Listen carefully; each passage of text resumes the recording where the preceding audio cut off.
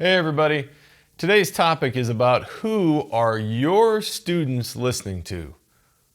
What drummers, what famous drummers are your students listening to? But before we get on to that, I want you to go ahead and punch that subscribe button, hit the like button, hit the bell icon so you don't miss any content. And without further ado, let's jump in. So, I tend to look at this as pretty important. When I grew up, I knew in middle school, and this doesn't mean they have to do this, but I knew in middle school that Steve Smith at that time was the guy I really liked the drumming of. It all revolved around the band Journey and the Escape album, and that's when I was in junior high. I didn't know who Steve Smith was, but I wanted to know because I want to know who the drummer was of that band. I was already in band, a middle school band, learning how to be a drummer. And for some reason, I just latched on to Steve Smith. But the cool thing about it is that Steve Smith, it wasn't just about playing in Journey. It was at the moment, but over time, Steve Smith got me to look at, well, who does he listen to? And, you know, he's in the Buddy Rich, the Tony Williams school. And I didn't know, I mean, I knew who Buddy Rich was because he had been on television a lot. And of course, he's one of the arguably greatest drummers that ever existed, ever. But I started to listen to what Steve Smith started listening or was listening to, who influenced him. And I think students need to be influenced by people like that. Have a positive influence by other famous drummers, not just their teacher. Definitely not just their teacher. And even so, you know how many teachers I've had from being in middle school all the way through a grad degree in college, and they've all had an influence on me. But you also need to look back at the music you like to listen to and see who's playing on that. Now, not every student drummer is going to dive into that. Teaching here at Faith Lutheran, we deal with middle school and high school, and I don't expect every drummer that I teach here to have a favorite drummer because most of them are not going to go into the music business like I did, or like you possibly have done if you're a teacher or you're a player or whatnot in the business. But I do believe that they should be led to a place where they start checking out famous drummers. Okay?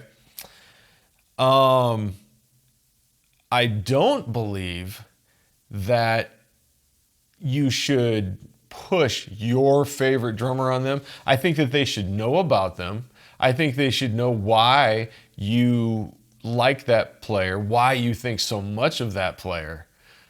But I don't believe that you need to go in and say, this is the greatest drummer ever because I said so. There could be all kinds of arguments about who's the greatest drummer, okay?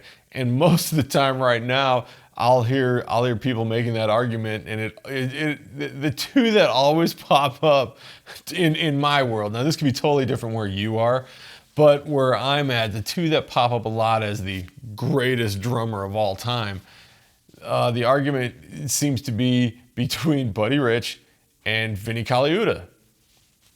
Totally two different drummers. Totally two amazing players, okay? But this whole best of, I don't know. But let's get back to my other point. I think as a teacher, you need to guide them. You need to show them the history, and then you need to find out who they're interested in, because they're not listening to the same music you are, okay? My students now, there's such a big gap between what I grew up on and what I love and what is going on now and what they love, and you have to respect that. Find out who your students are listening to. If they're not listening to anybody, make some suggestions. Make suggestions. I obviously, from where I come from, the drummers of my age are Steve Smith, Vinnie Colaiuta, Dave Weckl, Simon Phillips, got into Peter Erskine, just different drummers like that. And then those drummers got me to listen to Tony Williams, Elvin Jones, Max Roach, Art Blakey. Buddy Rich was a thing because he was on television a lot, and you would sit there and watch these solos, and as a drummer, and I knew what I was looking at, although I couldn't play it. It was amazing. So Buddy Rich was there. And then when you start talking about Buddy Rich, you start thinking about Gene Krupa and drummers of that age. Louis Bellson, one of the greatest jazz drummers ever. And man, what a sweetheart of a guy. I'm so happy I got to meet him. But you need to find out what they're listening to and get into something newer if you're stuck with just your people. Okay? I would encourage all of you, students, teachers, just players, if you're watching this. What I did many years ago, probably about starting 20 some odd years ago, maybe 25 years ago or more. I've been a subscriber to Modern Drummer magazine, since I was in high school. I think that's when my parents started getting me a subscription, and I've been a subscriber ever since. But about 25 years ago, I made the decision that whoever was on the cover, no matter what the style of music, no matter what, you would take a look at them and go, oh, I'm not going to listen to that. Or, yeah, that's my dude. Whoever was on the cover, I had to own one of their albums. Something, probably whatever. The reason they're on the cover is more than likely because they just put out a new album or they're on somebody's new album. So to this day, every single cover story, I have tried to find that a recording that person's on. And now in the age of YouTube, in the age of instant video, you can get it on your phone or whatnot. It's even cooler because that person will be there. Maybe you don't know anything about them. You can look them up. You can look up a live performance, which is even better. And the funny thing is, I'm not huge into hardcore metal or hip hop or any of that. But there have been some drummers from those styles that have been on the cover that I have gotten into some of that music. And to be honest, many more times than not, pleasantly surprised as to what I liked and didn't like.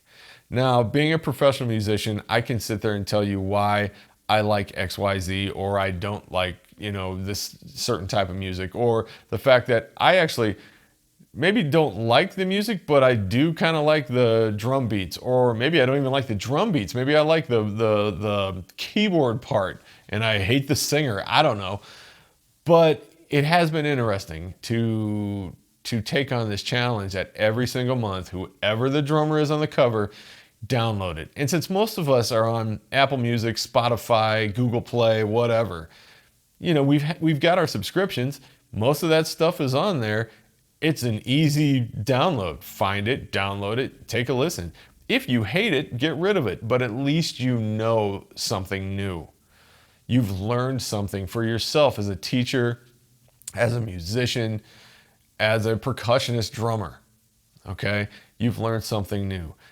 Also, not just from Modern Drummer magazine, but again, find out if your students are listening. And if they do have a favorite drummer that you've never heard of, or you don't know the style of music, this is an opportunity for you to connect with your student and they teach you something.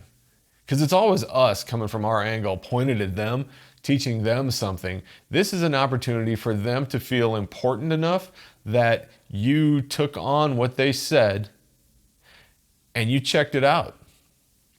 And right now, it's not even just drummers for me or my drum students here. I teach different classes, music theory, AP music theory. I teach a 6th grade general music class that's all based on digital music, that our job is to create music with 6th graders on GarageBand on iPads. It's been a very cool course. In every one of those, I've had students email me, hey Russman, have you ever heard of this? Hey, Russman, have you heard of this style or maybe this band? Hey, check this out. And I think it's great. What I'm learning, what I'm seeing, the new music, just new. Things I didn't know, things I probably would never have an opportunity to get to because I'm so busy. So listen to your students and guide them, but don't force your listening on them. Guide them, teach them, like for me, obviously all my students know Steve Smith is my drum hero. They also know that I grew up with Dave Weckl. I didn't grow up with Dave Weckl, but I grew up listening to Dave Weckl and Vinnie Colaiuta, and then I push, the older guys, Buddy Rich, Gene Krupa, all them. I want them to know who they are. I want them to listen to them. I want them to see YouTube clips of them. That doesn't mean that if they don't like it, that they're wrong, because they're not. And you're not wrong because you offered it up. The only time anybody's wrong is when they just automatically, like from a teacher standpoint, you sit there and you go, let's take Dave Weckl, for instance. From a teacher standpoint, if I went in and I said, Dave Weckl the greatest drummer that ever lived, and if you don't like it, you're wrong. No, that would mean I'm wrong. But offer it up, show them clips of these guys, but be open to their drummers, be open to their style of music, be open to them. Listen yourself while you're trying to get them to listen. All right, folks, that's going to do it for this one. I hope you found it enjoyable. Again, hit that subscribe button and the like button and hit that bell icon. And until the next time, we'll see you. Take care.